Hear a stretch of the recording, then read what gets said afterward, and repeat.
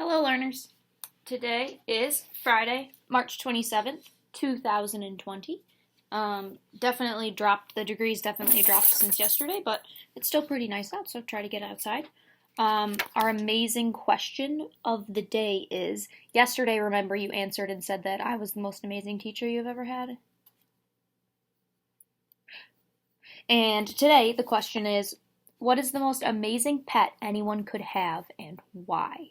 So talk about it or write about it. What is the most amazing pet anyone could have and why? Remember, these questions that you're being asked are all opinion questions, so people might have different opinions. As long as you support your opinion with details, examples, and evidence, then you have a strong opinion, and that's fine. Everyone is entitled to their own opinion. So what is the most amazing pet anyone could have and why? Our mindful moment for the day has to do with focusing on our breathing. So we have to pay attention to the feeling of breathing and where we notice it most. Maybe near our nose, maybe in our chest, or maybe in our belly. And it helps us to relax and focus on the present moment. So what you do for this is you sit up straight and you make sure that your body is relaxed and your hands are rested gently on your knees. And you just focus on your breathing. So you sit quietly and you focus on breathing in and breathing out. And then, after you've done that a few times, put one finger up right under your nose and just continue to breathe and see where you feel your breathing. Do you feel the breath coming out of your nose?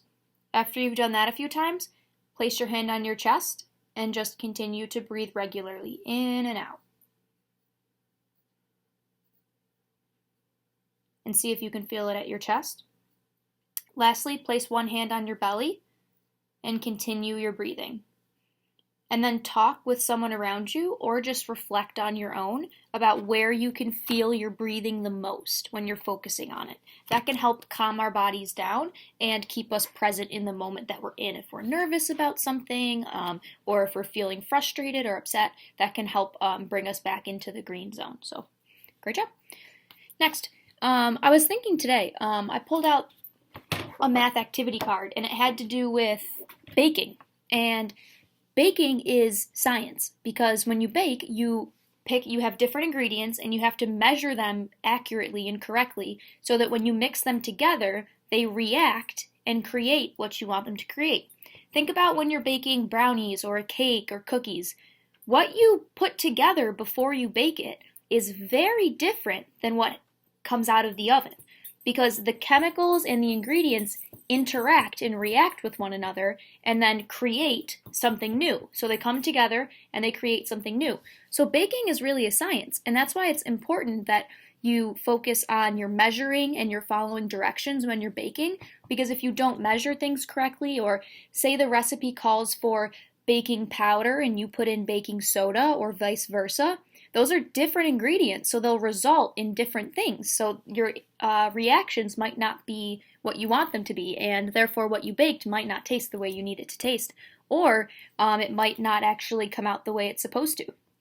I know that I've baked things before where one time I used brown sugar, but it was old brown sugar and it didn't work. So when my cookies came out, they were all falling apart and they didn't look right, and it was because I wasn't using fresh ingredients.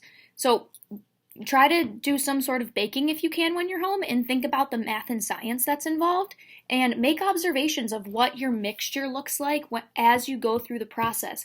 Maybe you mix your dry ingredients, then you have eggs and other wet ingredients. Then you put them together. How does it change? Then you change its shape. Maybe you scoop it out with a spoon and you make it into little circles. And then when you put it in the oven, what happens and how does it change as when it comes out of the oven? How is it changed? A lot of times it changes form. It goes from something that is a solid but a little more liquidy and doesn't hold form well to something that has its own shape that you can just pick it up and it doesn't change its shape. So think about the science of that and try to bake something if you can. You can also check out my video from March 18th, which has some different ways to use cards, dominoes, and dice to create math problems. Math is all around you. I think something that this time at home has taught us is that learning is all around us. It's not just in school. Learning is just asking questions and seeking answers to those questions. So take this time to learn about something that you're interested in. I had some of my friends do presentations on a country that they chose, and when they explain the reasoning for picking the countries, a lot of times when we feel a personal connection to something, or when we pick it and we're interested in it, it's much more fun to learn about. So pick something that you're interested in and try to learn about it, because you can always read and write about it and practice those skills, no matter what you're learning about. Yesterday, I had some of my kids go on a scavenger hunt in their house, which is cool. You could always, make a list of things that you want to find around your house and go and see if you can find them. Or you can find different scavenger hunts all over the internet, and it just is kind of a fun thing to do. I want to challenge you to read a nonfiction or an informational text today. So read something that teaches you about a topic, or builds your background knowledge, or tells you about something that's going on in the world. So nonfiction and informational texts teach you about something, and they're based in fact in real life, as opposed to fiction, which is pretend or made up. So the reason that we read nonfiction and informational text is it builds our background knowledge, so we understand more things. And we have a basis. Think about it like the bottom of a pyramid. We have that basis for the bottom of the pyramid so that we can build our learning and learn even more complex stuff up here, because we understand the stuff down here. And it just teaches you new things so that you can talk about new things and you're more aware of what's going on in the world. So my challenge for you today is to read a nonfiction or informational text. It could be an article, it could be a book, you could look in a magazine, you could look on Scholastic Go or Newsy LA, you can read the newspaper, read something. That's your challenge. A nonfiction or informational text. Read it today. I need to scroll down on my list so I know what else I want to talk about, so that I don't forget it. Oh, that's all I had. And it's Friday, so remember, take the weekend to relax, enjoy time with your family, go outside, make sure you're helpful around the house and showing care around the house, and we'll end with our story cube. I'm going to roll 2, like I did yesterday. Alright. Ooh, we have a tree and a light bulb. So think about a one-sentence story tell. You could go around in a circle and each take turns continuing the story, either starting with this topic or this item or this one, or you could use both. Or you could write a story. You could teach me about the types of trees in your backyard. You could research the types of trees in your backyard.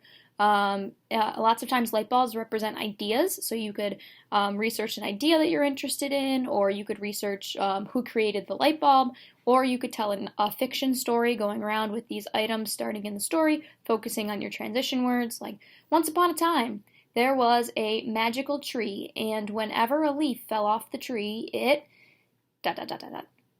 Continue on. Okay, so a one-sentence story tell, go around in a circle and tell a story, starting with one of these topics or items, or including it, or write about these things. Okay, you can choose. I hope you have a great day. I love seeing you all on Zoom. Make sure that you're being helpful at home and you're really enjoying this time with your families and you're staying safe and healthy. If you have any questions, make sure you reach out to your teachers. Until next time, it's Miss G. See you soon.